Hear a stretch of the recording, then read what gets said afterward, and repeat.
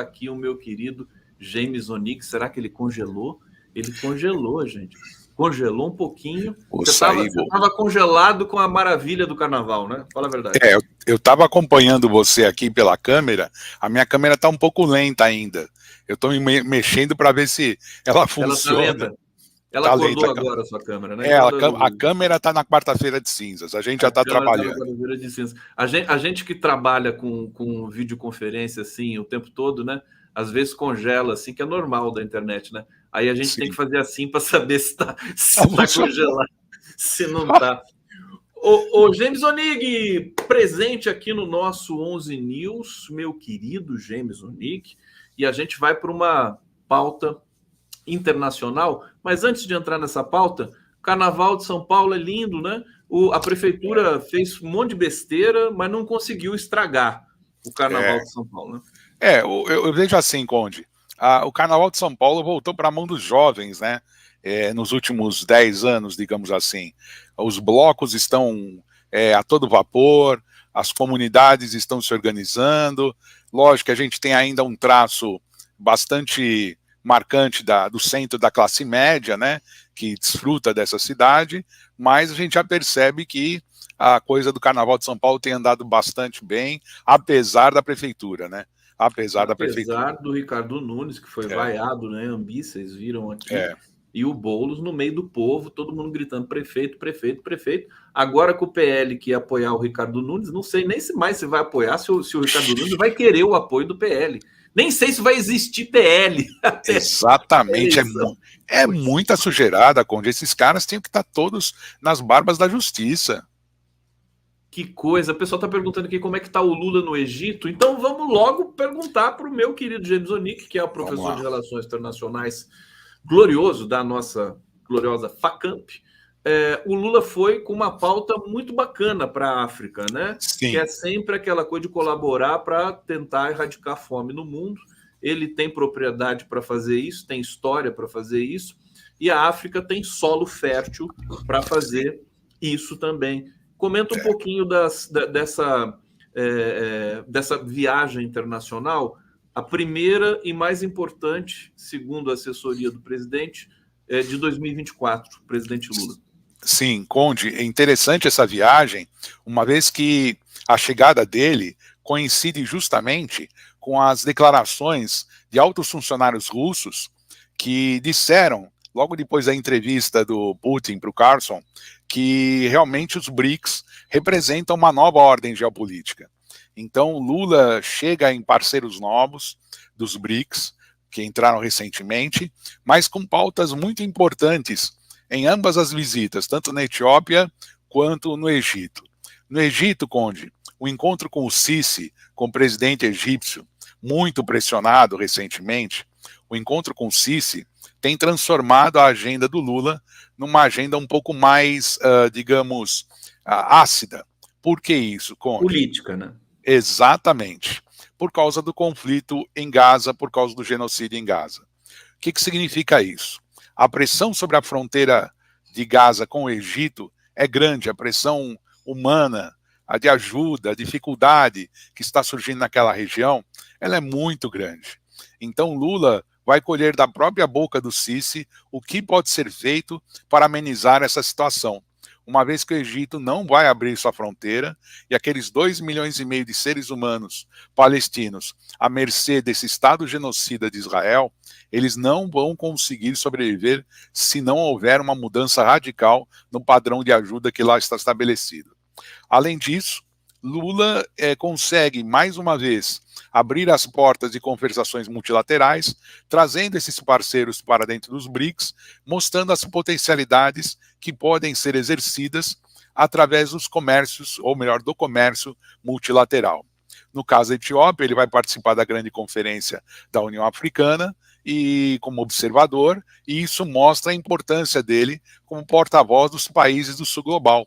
Mais uma vez, Lula acerta na sua agenda e se apresenta como uma pessoa importante do ponto de vista político, e o Brasil se coloca como um país aliado da nossa África, nossa terra-mãe, digamos assim, uma vez que durante os governos Lula e o primeiro governo Dilma, nós tivemos muita atenção com a África. E isso, logo depois do golpe, foi esquecido e trocado por uma política de subserviência aos países centrais, mais uma vez. O Brasil, desculpa te interromper, mas o Brasil com Bolsonaro, com Temer e Bolsonaro, simplesmente abandonou, eles extinguiram as embaixadas na África, né? Uma coisa... Exatamente. As representações abertas, a duras penas, os nossos valorosos diplomatas que estabeleceram vínculos importantes foram se perdendo durante esses 6 anos que ficaram à mercê dessa política maluca e vamos dizer assim, antinacional, né,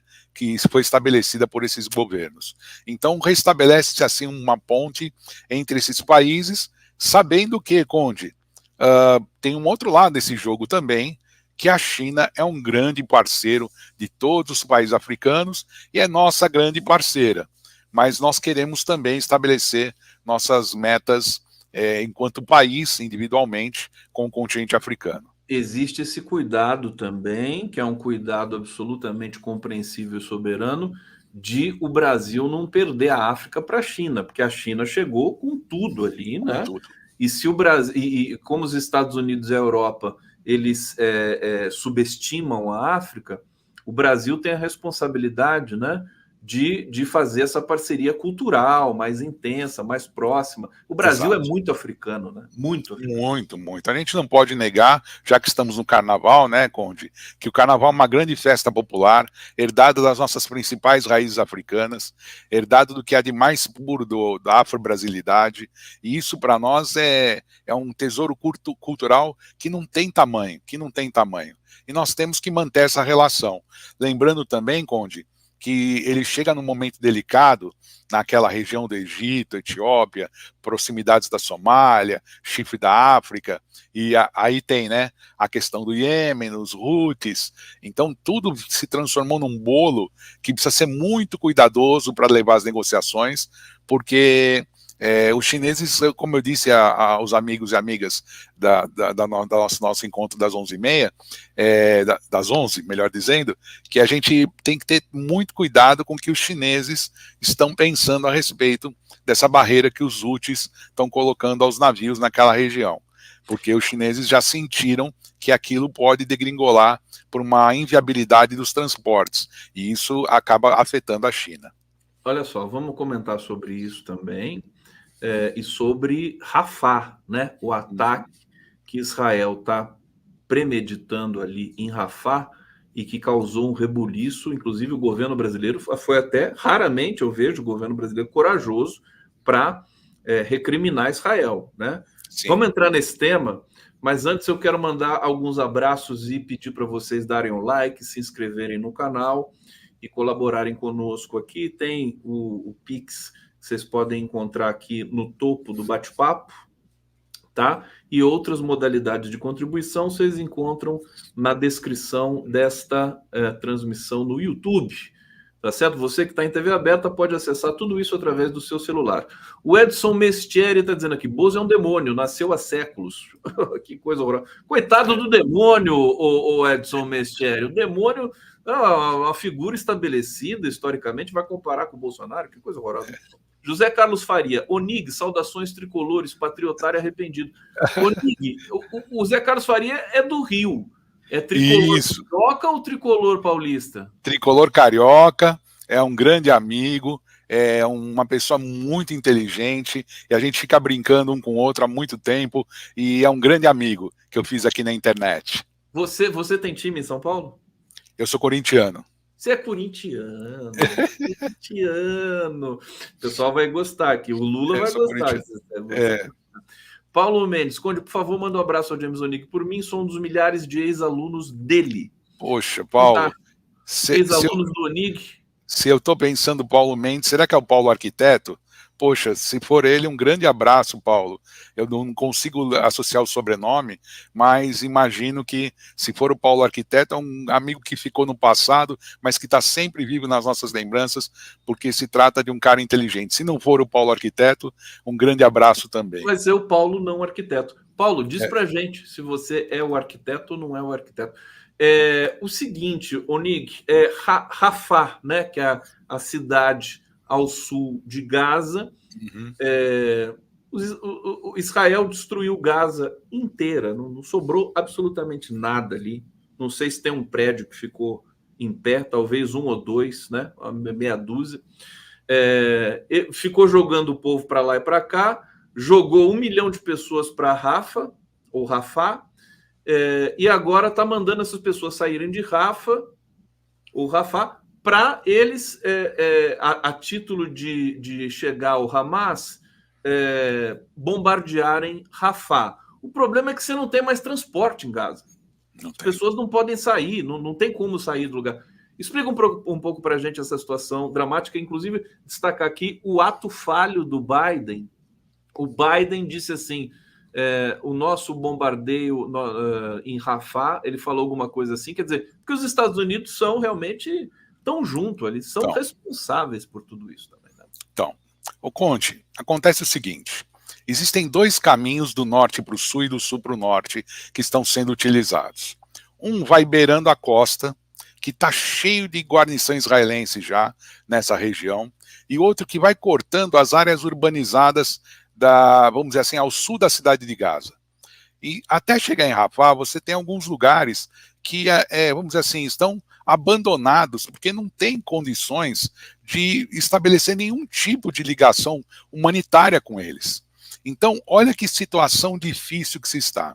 Se você se afasta de Rafah, a ajuda humanitária tem maior dificuldade de chegar a essa população. Se você se aproxima de Rafah, você está sobre fogo cruzado, fogo israelense pressionando a fronteira de Gaza com o Egito. Então é como se eles estivessem sendo emparedados, Conde. Porque se eles se afastam de Rafah, a ajuda humanitária não chega, ou chega com maior dificuldade. Se eles se aproximam de Rafah, eles estão mais sujeitos a bombardeios, a ataques e matanças que nós estamos assistindo. Então, eu coloco claramente a todos aqueles e aquelas que nos assistem hoje.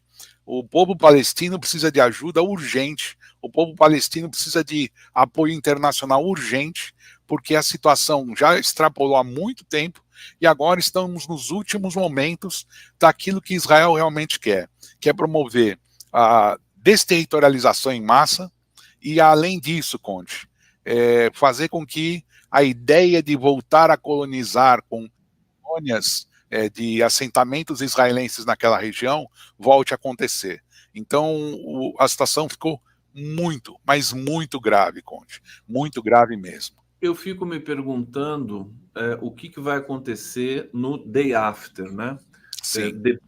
Depois eu não sei depois do que também, porque não dá para a gente fazer nenhum tipo de prognóstico, né? Pela política violenta que Israel está tomando nesses últimos tempos ali. Quer dizer, não sei se vai ter um depois. Gaza não pode voltar para a mão de Israel depois disso. Na minha modesta leitura, tem que ser um mínimo um consórcio de países, de órgãos internacionais que cuidem daquela região.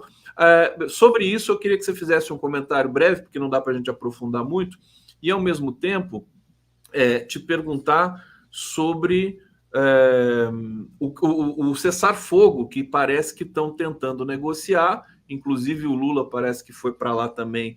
Exato. Evidentemente ele sempre vai querer a paz, é característica do Lula, mas parece que um cessar-fogo de 6 semanas. Você sabe alguma coisa sobre isso? Sim, as negociações evoluíram, porém o que está pegando vamos dizer assim, nessa possibilidade de ter o cessar-fogo são os prazos. O lado do Hamas quer mais prazos esporádicos durante um certo tempo, 45 dias para 45 dias mais 45, para ir fazendo a troca dos reféns. A troca dos reféns, Conde, sempre é uma questão de tensão muito grande, porque ela precisa ser feita no máximo segredo. A troca de reféns precisa ser feita sempre com muito cuidado, porque os dois lados têm essa situação como uma bandeira dentro desse conflito. Lógico que o lado palestino já não aceita mais as condições impostas diretamente pelo lado de Israel, porque Israel queria a troca de 1 por 3, queriam fazer negociatas, e o lado do Hamas não. O lado do Hamas quer a libertação imediata de todos os 1.785 prisioneiros que estão colocados em cadeias israelenses sem nenhum tipo de julgamento ou prova, entre eles crianças e mulheres. Então, é necessário que a comunidade internacional entenda que essas negociações são cruciais e as pressões aconteçam a partir daí. O problema, Conde, é que se voltarmos à tese dos dois estados, que é a tese mais aceita, se a Autoridade Nacional Palestina, representada por Abbas e pela OLP, aceitar essa ideia, a Palestina que nasce na Cisjordânia e em Gaza já nasce com um déficit humanitário gigantesco. Ou seja, não nos surpreendamos se daqui a alguns meses Israel aceitar a tese dos dois estados, porque o Estado palestino já nasce arrasado, já nasce destruído e, portanto, sem condições de recolocação da sua população nas cadeias humanitárias mais corretas e necessárias. Por isso que eu estou muito preocupado com o que está acontecendo em Gaza nesse momento. Bom, a gente vai seguir aqui com o nosso 11 News, já partindo para o último bloco do nosso programa, trazer aqui comentários. O Paulo Mendes respondeu, ó, Conde, não, isso aqui ele tinha dito, eu já tinha lido antes. Fabiano Binha, Israel vai conseguir por fim o que tentou há décadas, a aniquilação do povo palestino. Isso não vai ficar barato para hebreus sionistas ou não. Realmente já não ficou, né? É uma situação dramática. E o Paulo Mendes apareceu aqui para dizer, ó, fui aluno dele na faculdade da Zona Leste e depois fui para a PUC. Nossa, Paulinho, poxa, esse Você lembrou dele? Muito, Paulinho é do Paraná, gente boníssima, gente muito boa. Que saudade do Paulo, viu?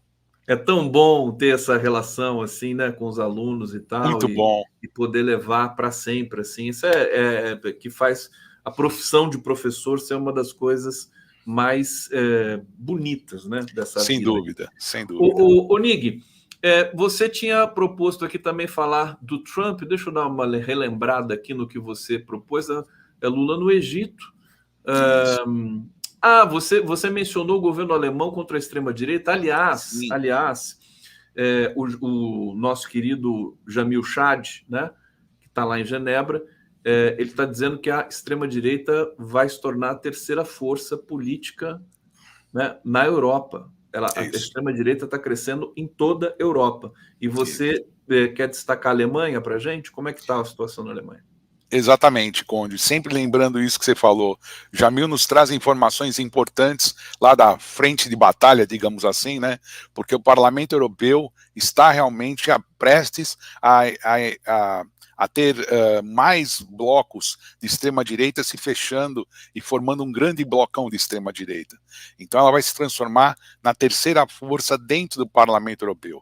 Isso é perigosíssimo, porque já estamos assistindo Meloni na Itália, Urbán e outros utilizando essa prerrogativa nazifascista, de opressão, de negação do contraditório, de um monte de situações que nós conhecemos e infelizmente vivenciamos de certa forma, para agora olharmos para a Alemanha, com perdão da palavra, todos que estão nos assistindo são amigos e amigas, agora que a água bateu na bunda da Alemanha, o seu Scholz percebeu que existem articulações criminosas internamente nesses grupos nazifascistas que tentam, de qualquer forma, colocar a pauta dos imigrantes como sendo uma pauta racial, racialista e cada vez mais xenófoba.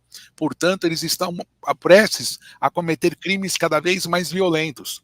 E agora o governo alemão começou a coibir esses grupos e tentando, de certa forma, tirá-los do processo eleitoral ou até mesmo impugnar candidaturas que tenham apoio destas facções extremamente vergonhosas para a história da Alemanha.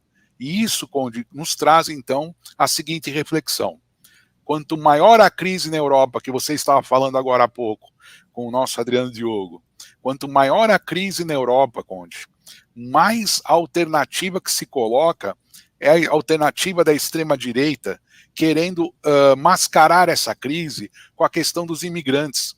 quando na verdade é uma crise estrutural do sistema deles. Eles não têm mais a mesma força de exploração, o capitalismo deles está caquético, eles precisam de novos ares, e os novos ares vêm dos imigrantes, e não ao contrário, como a extrema-direita quer.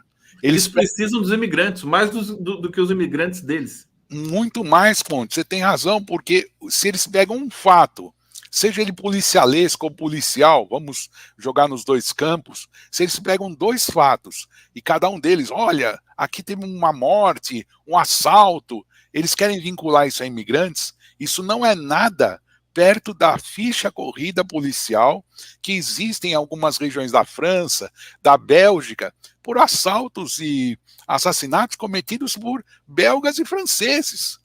Então eles pegam o fato dos imigrantes e querem deturpar toda a realidade.